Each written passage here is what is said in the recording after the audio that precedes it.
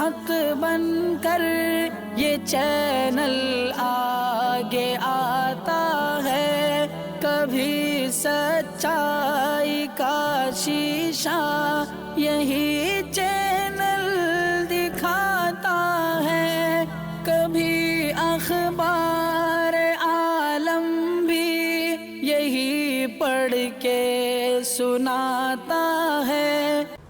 ناظرین گرامی، السلام علیکم ورحمۃ اللہ وبرکاتہ۔ سیدھی بات کے تازہ ترین پرائم ٹائم میں آپ لوگوں کا استقبال ہے۔ ناظرین گرامی، میں انصار عزیز ندوی اس وقت آپ لوگوں کے سامنے کچھ اہم ترین خبریں، کچھ وائرل ویڈیوز اور کچھ تنقیدی تجزیے لے کر کے حاضر ہوا۔ ناظرین گرامی، تفصیلات میں نہیں جاؤں گا سرخیوں کی، اس سے پہلے آپ لوگوں سے درخواست ہے کہ جن احباب نے ہمارے چینل کو سبسکرائب نہیں کیا ہے کر لیں، ہماری ان ویڈیوز کو دوسروں تک پہنچانے میں ہماری مدد کریں، لنک کو شیئر کریں۔ ادارے کی مضبوطی آپ لوگوں کی مضبوطی ہے۔ اور ناظرین گرامی، آپ لوگ جانتے ہیں کہ ہم نے اپنا اعلان کر چکے ہیں مشترکہ قربانی کے سلسلے میں۔ جو پہلے آئیں گے اول دن عید کے دن ہی ان کے جو پہلے جن کی بھی جو انکوائریز آئیں گے یا جن کے نام لکھائے جائیں گے، کوشش ہوگی کہ جو ہے پہلے دن ہی ساری قربانیاں ہوں۔ اس لیے آخری ایام میں اگر لکھوا کر کے آپ یہ ہم لوگوں کو مجبور کریں گے کہ جو ہے پہلے دن ہی ہو، یہ ممکن نہیں ہو سکے گا، اس لیے کہ ترتیب بنانی پڑتی ہے۔ اس وجہ سے آپ اپنے اعتبار سے پلان بنا لیں۔ نیچے نمبرات دیے جا رہے ہیں، اس نمبر پر آپ وہ جو ہے واٹس اپ کریں اور تفصیلات پوچھیں، وہاں پہ ساری تفصیلات بھیج دی جائے گی۔ اسی نمبر پر بھیجیں۔ سیدھی بات کی دوسری کسی بھی نمبر پر آپ بھیجیں گے، وہاں پر جو ہے مشترکہ قربانی کی کوئی بھی تفصیل آپ کو نہیں ملے گی، اس لیے کہ جو ہے اس میں نمبرات کے ناموں کے ٹکرانے کا جو ہے اندیشہ ہوتا ہے، اس لیے کہ ایک بڑی سنجیدہ انداز میں ذمہ داری نبھانے کی بات ہوتی ہے۔ اس لیے جو نمبر دیا جا رہا ہے اسی نمبر پر آپ بھیجیں، اسی پر آپ کو رپلائی ملے گا، اس لیے کہ آپ کے ساتھ جو بھی معاملہ طے ہوگا اسی نمبر پہ ہوگا، اور اسی نمبر پہ جو آپ کو رپلائی ملے گا اسی رپلائی کے تحت جو ہے آپ کے نام درج ہوں گے۔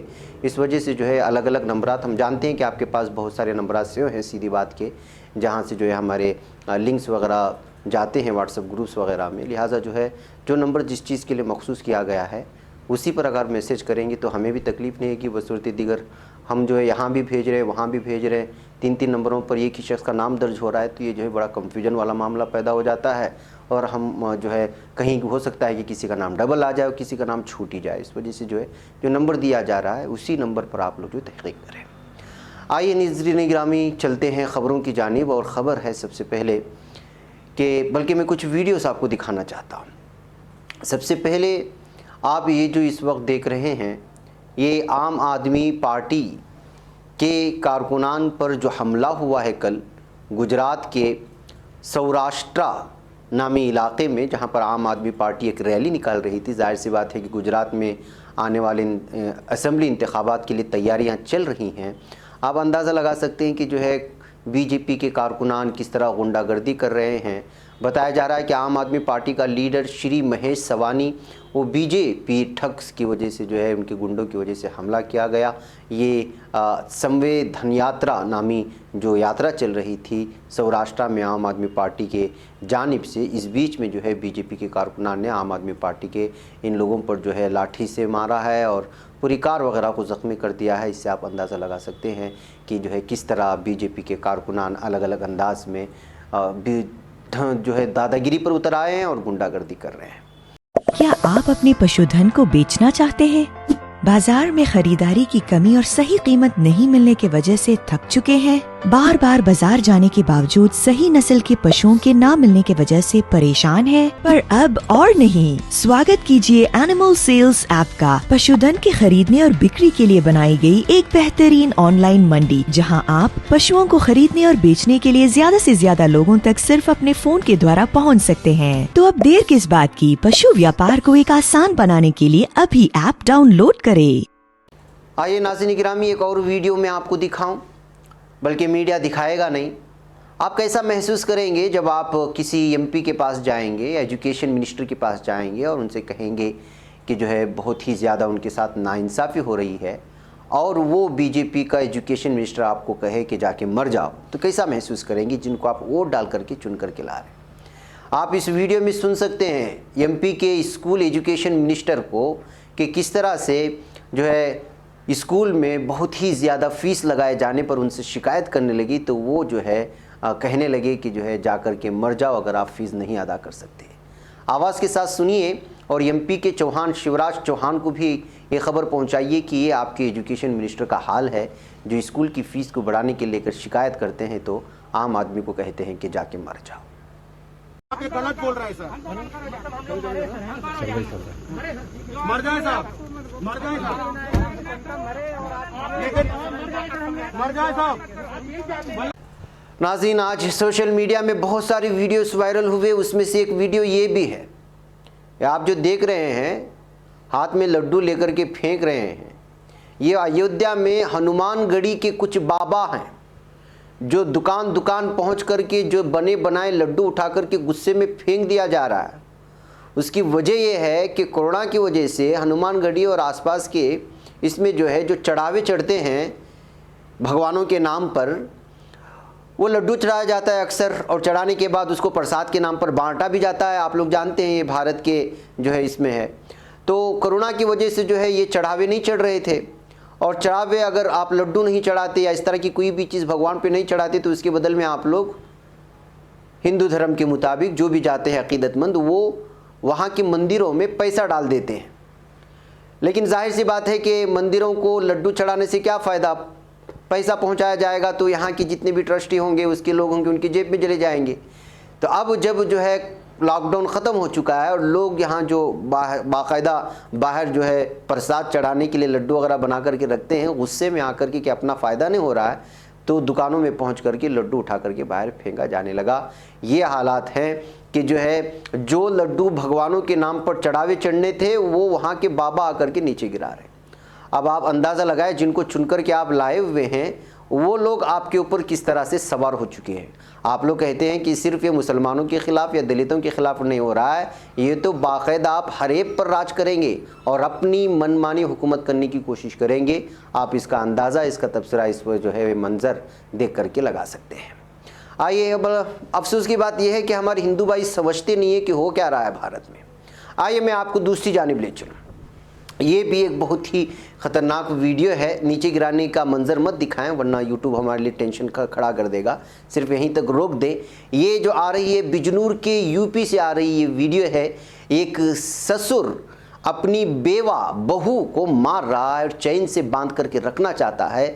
دراصل اس کو گھر سے باہر نکال کر کے اس کا گھر بیچنا چاہتا ہے، لیکن یہ بیوہ بہو آخر جائے گی تو کہاں جائے گی؟ جب وہ روکنے کی کوشش کرتے ہیں تو اس کو ایک تو باندھ کر کے کمرے میں بند رکھا جاتا ہے اور جب اس سلسلے میں زبردستی کر کے اس کو مارا جاتا ہے یہاں لا کر کے بیچ بازار میں۔ یہ منظر اس وقت جو ہے بہت زیادہ وائرل ہو رہا ہے، آپ اندازہ لگا سکتے ہیں یو پی میں جرائم کس طرح بڑھ رہے ہیں۔ بتایا جا رہا ہے کہ شرابی جو ہے سسر لگاتار اپنی بہو کو جو بیوہ ہے اس کو جو ہے لگاتار مارتا ہی رہتا ہے اور گھر میں بند کر کے رکھتا ہے۔ ناظرین گرامی، آئیے بات کرتے ہیں مولانا عمر گوتم کو لے کر کے۔ اس وقت لگاتار گرفتاریاں جاری ہیں، ان سے کنیکشن کہیں کہیں سے جوڑا جا رہا ہے۔ اب خبر آ رہی ہے کہ وڈودرا کے رہنے والے جناب صلاح الدین کو بھی گرفتار کر لیا گیا ہے۔ You P A T S نے تبدیل مذہب معاملے میں گجرات اے ٹی ایس کی مدد سے اس شخص کو گرفتار کرنے کی خبریں آ رہی ہیں۔ بتایا جا رہا ہے کہ 3 دن کی ٹرانزٹ ریمانڈ پر لکھنؤ لایا جا رہا ہے اور اے ٹی ایس کے مطابق انہوں نے عمر گوتم کے درمیان فنڈنگ کا براہ راست کنیکشن سامنے آیا ہے۔ آپ کو بتا دیں کہ اس سے قبل پیر کے روز U P A T S نے تبدیل مذہب معاملے میں 3 اور لوگوں کو گرفتار کیا تھا۔ اس میں وزارت اطفال بہبود کا انٹرپریٹر عرفان خواجہ خان اور اپنا مذہب تبدیل کر چکے 2 گونگے و بہرے بھائی راہل بھولا اور منو یادو عرف عبد المنان شامل تھے۔ بہرکیف ناظرین گرامی، لگاتار مولانا عمر گوتم کے اس معاملے میں جس انداز میں جو ہے اس وقت سازشیں چل رہی ہے اس میں الگ الگ لوگوں کو جو ہے جس طرح عام طور پر سوشل میڈیا میں دیکھا جائے کہ پھنسانے کی کوشش ہو رہی ہے۔ اس درمیان میں آج سوشل میڈیا میں نے ایک کٹ آؤٹ دیکھا، آپ دیکھ سکتے ہیں اخبار کی اس تراشے کو۔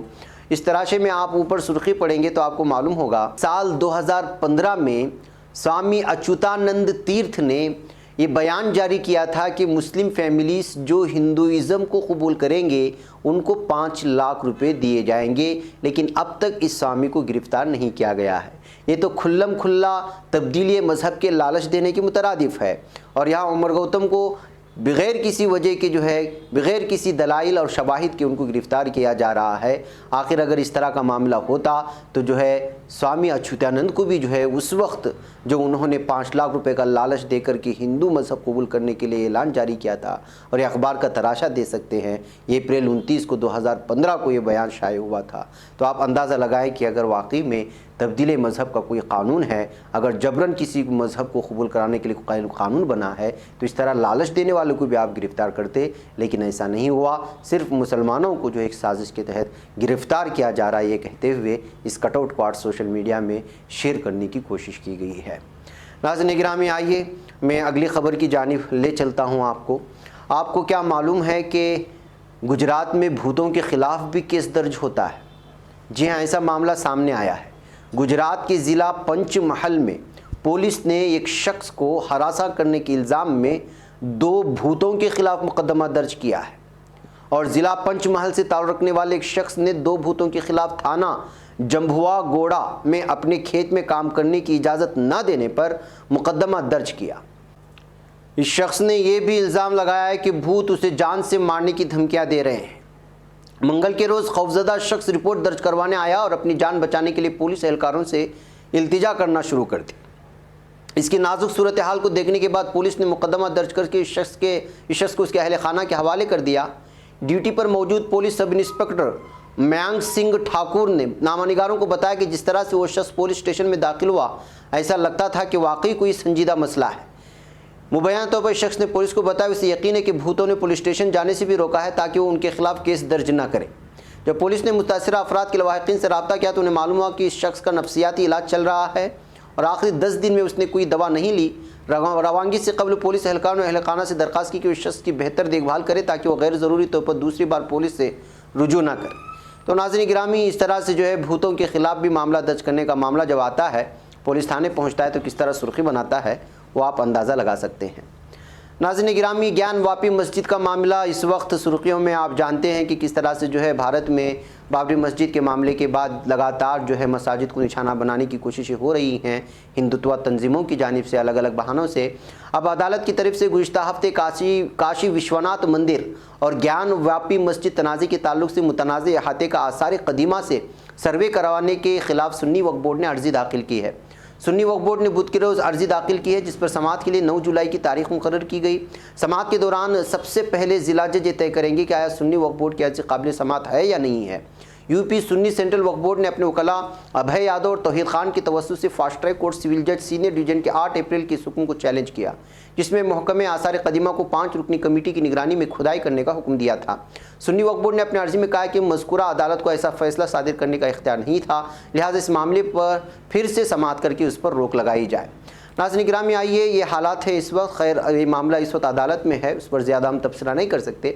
میں آپ کو لے چلتا ہوں اس وقت ایک اور خبر کی جانب، اور وہ خبر ہے ترکی سے۔ ترکی میں آج سے مکمل طور پر لاک ڈاؤن کو ختم کر دیا گیا ہے۔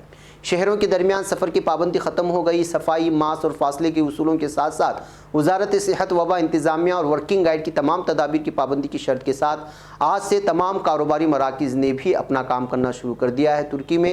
آپ لوگوں کو معلوم ہونا چاہیے کہ گزشتہ کئی ہفتوں سے یہاں پر جو لگاتار لاک ڈاؤن اپنی کچھ شرائط کے ساتھ لاگو کر دیا گیا تھا، اور کچھ معاملات میں کچھ شعبہ جات میں چھوٹ بھی دے رکھی تھی۔